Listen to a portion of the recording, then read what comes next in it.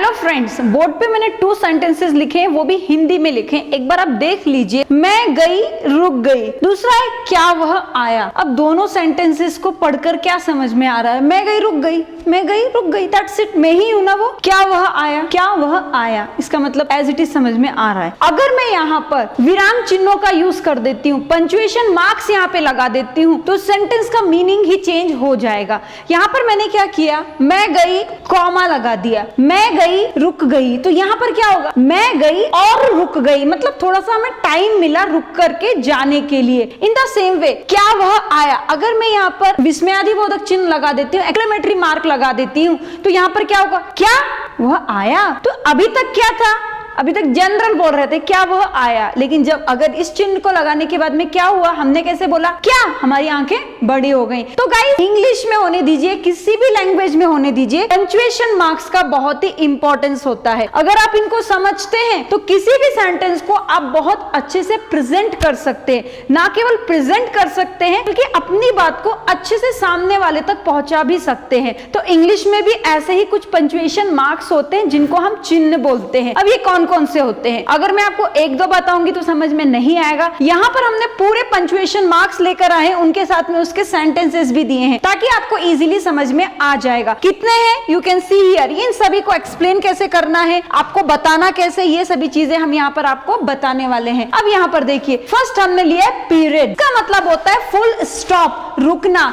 English में जब sentence खत्म होता है तो उसकी जो एंडिंग होती है ना, वो हमेशा हम पीरियड से करते हैं, जिसको हम फुल स्टॉप भी बोलते हैं। दोनों ही सही होता है। एक डॉट लगाया जाता है जिसको हम पीरियड बोलते हैं, या इसको फुल स्टॉप बोलते हैं। I live in India, full stop, इसका मतलब है सेंटेंस खत्म हुआ। आगे क्वेश्चन मार्क। क्वेश्चन मार्क कैसा होता है, क्वेश्चन के खत्म होने के बाद जो मार्क दिया जाए उसको हम क्वेश्चन मार्क बोलते हैं। You can see here, what is your name. Hey guys, what is your name, तुम्हारा नाम क्या है। यहाँ पर हमने लगा दिया है क्वेश्चन मार्क। अगर आप किसी क्वेश्चन को फ्रेम करते हैं और वहां पे क्वेश्चन मार्क नहीं देते हैं तो आपका सेंटेंस गलत हो सकता है। इसके भी एग्जाम में मार्क्स रहते हैं। आगे देखिए, कॉमा।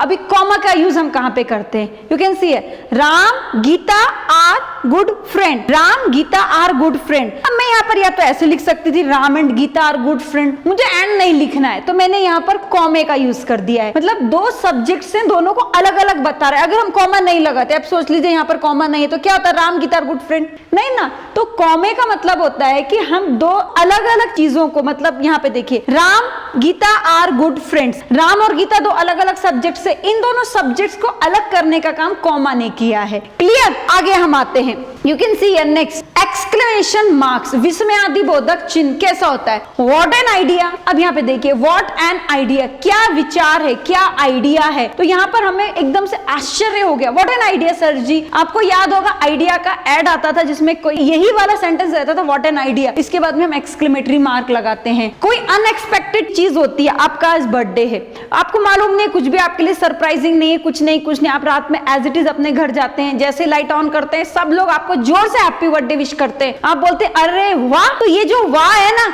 ये है आपका एक्सक्लेमेटरी मार्क। क्या है, एक्सक्लेमेटरी साइन है ये आपका। अब यहाँ पर आते हैं एलिप्सिस। एलिप्सिस क्या होते हैं, I am going to dot dot dot dot dot, ये क्या है, ये डॉट डॉट डॉट डॉट है ना, इसी को हम बोलते हैं एलिप्सिस बोलते हैं। हम अपनी बात को कहना तो पूरा चाहते हैं लेकिन किसी कारण से रुक जाते हैं, जैसे कि I am teaching you so many dot dot dot dot. इसका मतलब क्या होता है, जो हम अपनी बात कहना चाहते हैं, आपने बात बोल भी दी और सामने वाले ने समझना है तो समझेगा, नहीं तो छोड़ देगा। आगे हाइफन। हाइफन का मतलब क्या होता है, छोटा सा साइन रहता है अलग अलग वर्ड्स को जोड़ने के लिए। देखिए, माय ब्रदर इन लॉ, अभी ब्रदर के बाद में हमने एक हाइफन मार्क दिया है, इन के बाद में एक हाइफन मार्क दिया है, लॉ के बाद में तो हमने देंगे my brother in law is coming. तो यहाँ पे ब्रदर इन लॉ हो गया, सिस्टर इन लॉ हो गया है, और यहाँ पे इसी तरीके से ग्रैंडफादर इन लॉ। तो जो भी मार्क्स लगाते हैं ना बीच में छोटे छोटे, उनको हम हाइफन बोलते हैं। क्लियर। आगे आते हैं, एपिस्ट्रॉफी। अभी एपिस्ट्रॉफी का मतलब क्या होता है, एब्रिविएशन के लिए यूज किया जाता है, संक्षिप्तीकरण के लिए। देखिए, didn't know, I didn't know, मैंने नहीं जाना। अभी क्या नहीं जाना, तो यहाँ पर हमने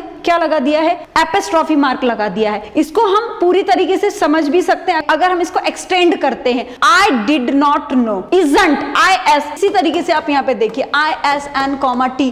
गाइज, ये जो कॉमा है ना, इसको हम एपिस्ट्रॉफी बोलते हैं, एब्रिविएशन के लिए हम इसका यूज करते हैं। अब हम आते हैं कॉलन। कॉलन का मतलब क्या होता है, एक्सप्लेन करना, advantage, uses of science colon लगा दिया, इंपॉर्टेंस ऑफ इंग्लिश कॉलन लगा दिया है, सम्स ऑफ मैथ या मैथ सम्स कॉलन लगा दिया है। इसका मतलब होता है कि अब हमें आगे लिखने के लिए हम प्रिपेयर है, रेडी हैं। आपको याद होगा अब अपने एग्जाम्स के टाइम पे जब भी आप पॉइंट बनाते थे उसके आगे आप ऐसे ही मार्क लगाते थे, ऐसे ही पंक्चुएशंस लगाते थे, तो इसको हम बोलते हैं कॉलन या कॉलन। अब देखिए एट द रेट, इसको एट साइन बोलते हैं, एट द रेट। देखिए k_k@yahoo.com, ज्यादातर मेल राइटिंग के लिए हम इसका यूज करते हैं। और जब हमें कभी व्हाट्सएप पे मैसेज करते हैं ना, तो ये वाला साइन हम जरूर लगा देते हैं एड्रेस बताने के लिए, एड्रेस दिस वन होटल, तो एट द रेट का यूज कर सकते हैं, जिसको एट साइन भी हम बोलते हैं। आगे हम आते हैं श्लेष या ऑब्लिक। श्लेष का मतलब क्या? She takes apple oblique mango, या तो वो एप्पल लेगी या मैंगो लेती है, दोनों में से कोई एक चीज लेती है। श्लेष का मतलब ये होता है हमें ऑप्शन दिया जाता है, या तो ये ले लो या वो ले लो, तो आप श्लेष का निशान लगा सकते हैं।